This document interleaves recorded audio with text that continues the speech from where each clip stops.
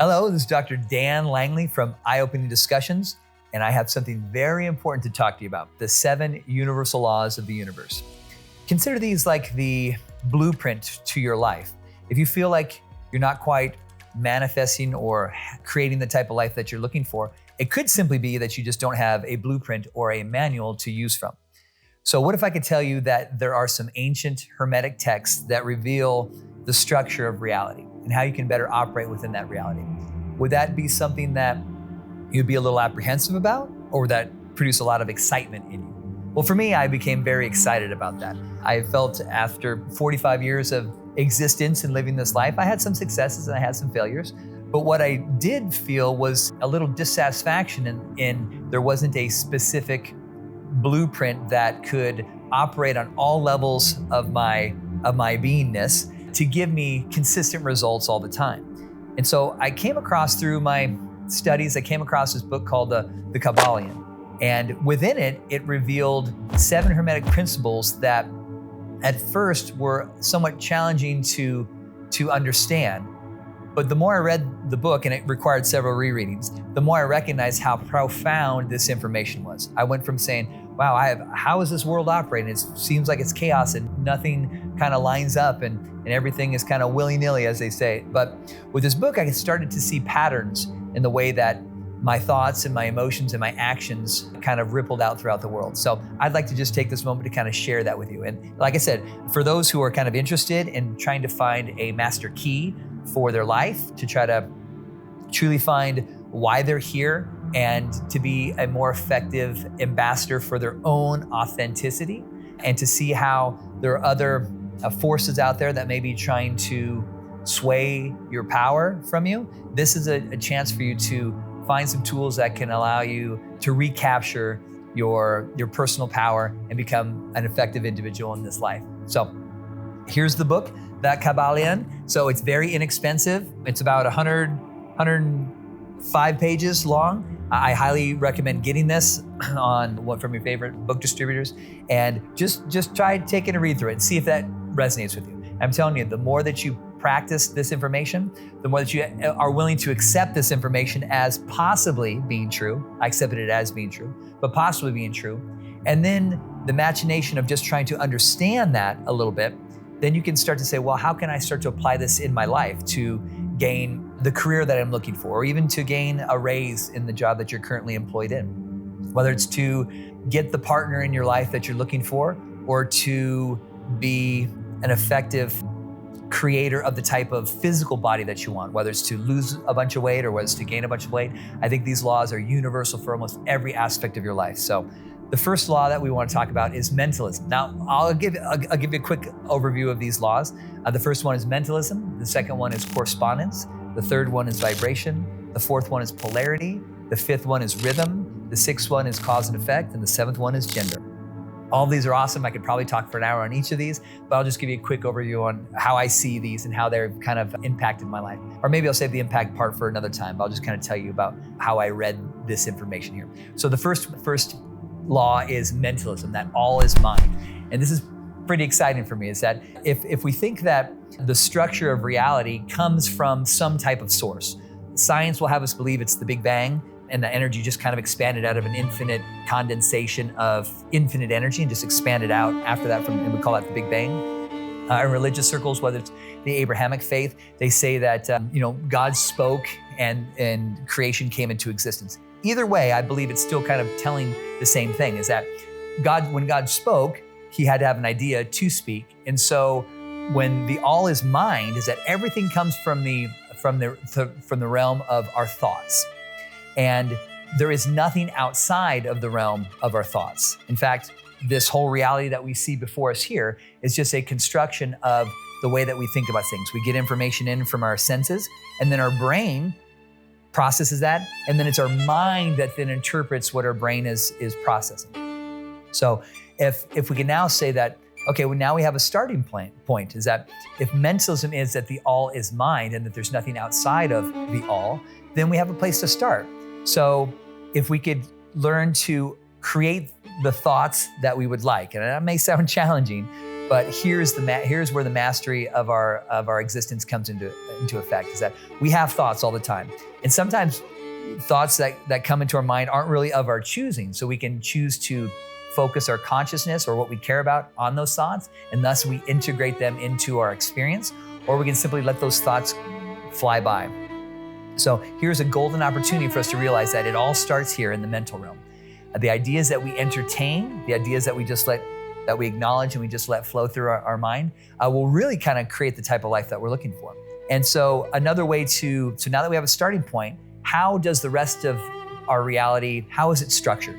If it's not structured, if we believe in the idea that we're all just kind of an accident, then it is disempowering, that we have no control over our life. However, if we can choose to believe in the possibility that our life is actually structured in very similar levels of creation, then that kind of gives us some levels that we can try to master. And we can go one step closer and one foot after the next. And so that's what the second law reveals, the law of correspondence. The levels above, as above, are similar to the levels below, or as above, so below. And it also goes not from top down, but from outside in, as within, so without.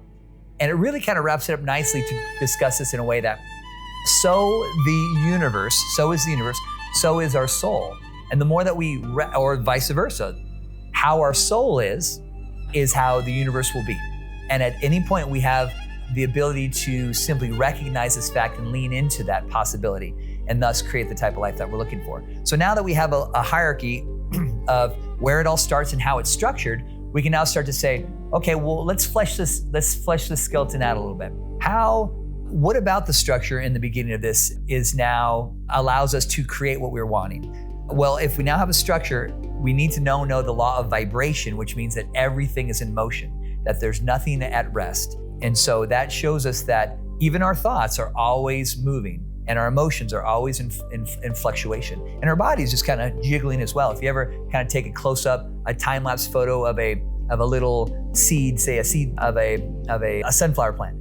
And if you look at that under microscopy or a microscope and under time-lapse photography, you see that when the conditions are right, in fertile ground, that seed starts to just kind of wiggle around a little bit. Well, that's because it has innate energy and or motion or movement contained within it. And it gets to a point where it just wiggles so much that it just breaks through that shell. That's how we are as individuals. That's how the whole universe is, whether it's from galaxies and universes or multiverses to our planet itself, which is moving in ways that we can discuss at a later date. They're either rotating, depending on your perspective, or it's a stationary plane with all these things kind of rotating around us. That's a topic for another discussion, but I'm open to either one of those. But the law just kind of supports that everything is in motion and nothing is stable. It also kind of leads us to a secret pearl of wisdom that what we see as stability and solidity in our world is simply an illusion. And if we simply entertain that idea that things are an illusion, then we can start to develop discernment. Like, well, what is true and what is an illusion? And even though illusions may appear true, those illusions can govern our lives, and we may think that we have no control over that. But indeed, once we recognize that these things are illusions, then we can choose a different illusion, or to try to choose beyond illusion into more of an all-encompassing truth. And so as far as vibration is concerned, is that if we recognize that everything is moving, that everything is animated, then we can start to see that everything is alive, which is simple a mental gymnastics that would prove there. And so that allows us to go out into our world with more compassion, because we recognize that even from the rocks on the ground to the clouds in the sky, that everything is alive. And we can start treating it with the reverence that it deserves, and have a much more joy-filled life. And so that brings us into the next aspect of the 7 Hermetic Principles, or the 7 natural laws of the universe, is polarity. Now, things, as we talked about in the previous law, everything moves. But how does it move? Does it move chaotically with no pattern or no rhythm to that? Or does it move kind of in a uniform pattern? And in certain scriptures, I've heard that we are born into a world of sin. But from a physics principle, we are born into a sine wave reality, where the sine wave goes up and it goes down. So as we're talking about movement in the previous law, we're now talking about how these things move. And they seem to move between two polar opposites.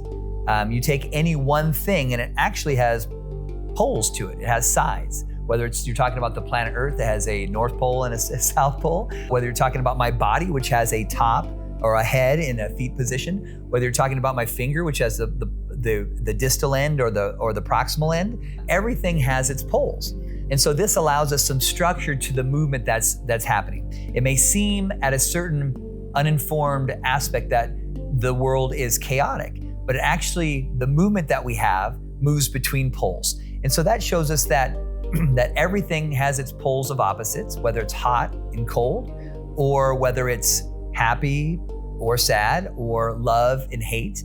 We can recognize that everything has opposites. And if we recognize that we're maybe stuck in a certain vibration that we may not favor at that time, say we're stuck in some sadness, well, we can recognize that joy is the opposite pole of that, and we can slowly start to try to march ourselves towards that same thing, but just a different perspective or a different perception. So for people say, I can never find joy in my life, and so they're stuck in the frequency or the vibration or the polarity of suffering. But joy is just right on the other side of that pole. We can simply march our way from sadness into joy just by understanding that it is of the same thing. So very similar, what goes hand in hand. We've gone through the structure of reality, through that everything's created in a mental construct, and that there are levels to this that are all self-similar. So it's not that challenging. It's very simple. We talked that everything is moving, and everything kind of moves between two poles, and it also does it in a rhythmic fashion. And so it has been said that we are born into sin, and that's true from a certain physics perspective, that we are born into a sine wave universe, whether you look at it from a three-dimensional standpoint where things are moving in a sine wave, but from a two-dimensional, it looks like it's going up and going down.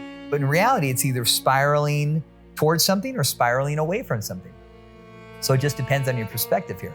So everything has a rhythmic pattern to it. So again, we have patterns. So we've taken chaos without patterns and we've started to patternize it to have a more effective life. Now, whether you believe this is true or not, you will get to experience something that we'll talk about here in a little bit. You get to experience what your thoughts are. So how does the natural law of the universe show up in our life? Well, from a point here in this moment right now, I simply can take a deep breath in and breathe out. So that's a rhythm of the breath in, the breath out. I can see the sunrise in the morning and the sunset. That's another rhythm. I can see the moonrise and the moonset. That's another rhythm. And I can see the seasons change. We just come out of winter, now we're moving into spring, and we can see how we're moving through these rhythms of the planet. We also can wake up in the morning and recognize that we have our own biological rhythms as well. When we first wake out of bed, it's like, the first operating system is like, my body, it feels so stiff. And so I got to go through the process of kind of energizing that body to get it to move. So I have a rhythm with my body. I have a rhythm with my emotions as well. Certain times of the day, I may feel more optimistic and uplifted, and other times of the day, I may feel a little run down, or even in the month, there may be days or weeks that I feel super optimistic, other days where I feel just a little saddened. And these are natural ebbs and flows of our emotions. And as we go into the higher realms, we recognize that our thoughts our thoughts do have rhythm as well. So we have to be mindful of those things, because there will be natural rhythms that will create our reality. And if we're unaware of those, then we may be swept away by the tides of our thoughts, emotions, and bodily functions or bodily experiences.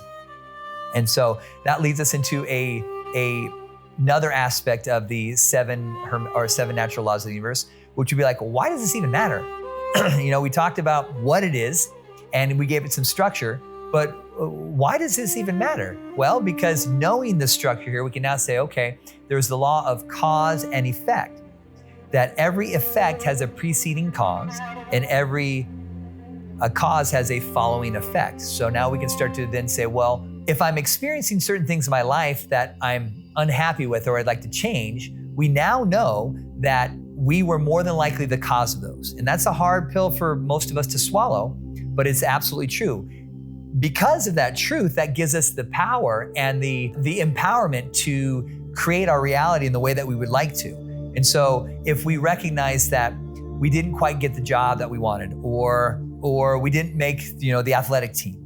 We can then say, okay, what can I do that will create a different type of result in my life? Does that mean that I need to bolster up my skills so that I'm more effective in the workplace? Well, certainly, because I know that if I become more skillful, that'll be more sought after, and then I can get the promotion that I'm looking for. If it's that I recognize that the coaches on the football team said I really can't jump as high or I can't run as fast, and I recognize that that may be the result of me not prepping and practicing jumping and running, I now know there's a solution. I can simply rededicate my efforts to learning how to run faster or jump higher. And now I can create a cause that will have no other option but to create the effect of success, because I will have created the cause of that success. And sometimes people call this luck, but a lot of people say luck is just simply the confluence of preparation and opportunity. And so if you control at least one of those, then you're much more likely to develop the success. But as we'll see as we go along through some of these discussions, that you can actually control both of those, both the opportunity and the preparedness there. So I like this saying that karma is also synonymous for the law of cause and effect. And we can be ignorant to karma and suffer its consequences. They happen regardless of whether we are aware of them or not. And so the more that we're aware of those, the more that we can change the causes that are there. So karma is like a boomerang. So if you're not having the results that you're looking for, then stop throwing bricks. Because if you're throwing bricks, then those bricks will come back right at you and kind of cause the problems that you don't want to have in your life. Another archetypal principle of these 7 natural laws is that law of gender. And I don't mean gender from a biological standpoint, although that's kind of what's permeating culture and society now, is that we've been domesticated and divided amongst a very profound wisdom teaching of gender, is that the one thing or a universal expression of all existence is kind of twofold. There's an expression and then there's a retention, or an involution and an evolution. And being unaware of these two kind of principles can cause us all sorts of problems. The way that the Hermeticists teach it, they teach it there's a masculine principle and a feminine principle. And these aren't just talking about biological sex, although biological sex manifests itself on the physical plane in terms of gender, at least in most kingdoms. There we have males and we have females. And when we talk into gender, I do realize that's kind of a sensitive subject. So this isn't a point to say that one person is right or one person is wrong. This is an attempt to say that each person's perspective is valid from their perspective. And if we can learn a way that we can integrate these perspectives, then we'll have much more harmony in our life. And so what do I mean by the masculine principle? The masculine principle, as far as Hermeticism is concerned, is the expressive, the active force of creation. Now you can create in all sorts of different ways, but one way is is active creation. By doing something active, expressive, this is kind of making your mark out in the world. Another way to create is passively, by receiving, by integrating, by compressing information there, and not in an active way, but more in a passive way, just receiving, like being saturated with something there. So if we learn that we as a representative or as a fractal of the universe, and that the universe is both a masculine and feminine dance that's being done, we can recognize that we can be unbalanced as far as masculinity or our intellectual side. We can be unbalanced as far as our emotional, intuitive side. And we can see that we can have problems with either one of those polarities as far as gender is concerned. We can also see the validity in trying to harmonize those two seemingly polar ideas. And our ability to do that will generate much more ease and flow in our life. We talk about most people, when they describe happiness and joy and bliss, they describe that they're in a flow state where they're just going with the rhythms of creation, which is fantastic. Most of our suffering is caused from our resistance to the natural flow of the universe. And how can we not resist the universe if we don't know what the universe is? So these 7 principles really will at least give us an idea that we can say, I wonder if I kind of ease into this principle, if I embrace this principle, if I go with the flow of the universe, what might be different for me in my life? And so understanding that ultimately our goal is to harmonize these 2 different energies that are absolutely essential towards creation. And as we harmonize those, we get something that's greater than the two by themselves. We harmonize the masculine and the feminine, and what they say in Hermeticism, we get the divine androgyne. And so it sounds kind of weird, but it's really just the beneficial harmonization of two polar opposites to create a completely new state of being. And this state of being is infinitely more aligned with success than the two polar aspects could ever be, because it's on a higher plane of existence. And so to have strength and flexibility, as flexibility would more be considered a feminine attribute and strength would be more of a masculine attribute. And to harmonize those two things, you can see the benefit just in our physical body every day. It's like, oh, I'm so stiff. Well, I'm stiff because either my muscles are weak or because I'm inflexible. And if I work on both those things and then harmonize those together, my physical body just feels better from the get-go. If I recognize that I have my mind, which is more considered the intellectual aspect of my existence, is more considered the masculine phase. Not to say that the physical, biological females, again, we have to make sure that we understand that what I'm talking about is energy, not biology. Although biology is a manifestation of that, but it's not the all of what it is. These are just two types of different energy. And so I have the mental realm and I have the emotional realm here. And if I can harmonize my mental aspect with my feminine intuition and love, then I create love wisdom, which is the most powerful force out there. And that love wisdom can now drive this biological body into the physical reality to really create the type of effects that we're all looking for here. So these are basically just the 7 Hermetic principles in a nutshell. Like I said earlier at the start of this, I could speak for an hour on each one of these, and each one of these I'm super excited for. And I truly do think that if you too will recognize that our life is a function of opportunities to be open to knowledge and information. And in my idea, there is no misinformation, there's no malinformation. In my opinion, that's just an attempt to keep you ignorant. So be open to all opinions, be open to all information, despite what the experts may say. And your ability to accept information and just take it in and receive that will help magnify and amplify the feminine aspect of your body to say, okay, I'm willing to receive. And then when you've had a chance to receive that information, then you start the process of understanding that information. And doesn't your experience improve tenfold? Doesn't your ability to make your way in the world improve exponentially as well? And as we start to integrate these principles and understand these principles, then we can start to implement those. And when we start to implement those, this is kind of the experimental phase. And experimenting is good. Some experiments turn out to be a bust and we bang our knee or break our heart. And other experiments, we turn, it's like, wow, we have the most joy and happiness that we've ever found in our life.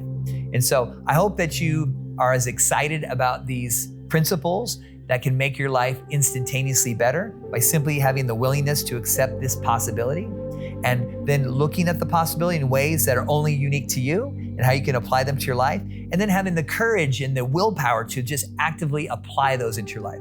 I'm supremely confident that if you do this, that you'll have great success. Whether it's a day from now or a year from now, I'm guaranteeing you that you'll have success. So again, I'm super excited that you took the time to watch this video, and I wish you the best of luck in finding your true purpose and your joy in life. So thank you very much.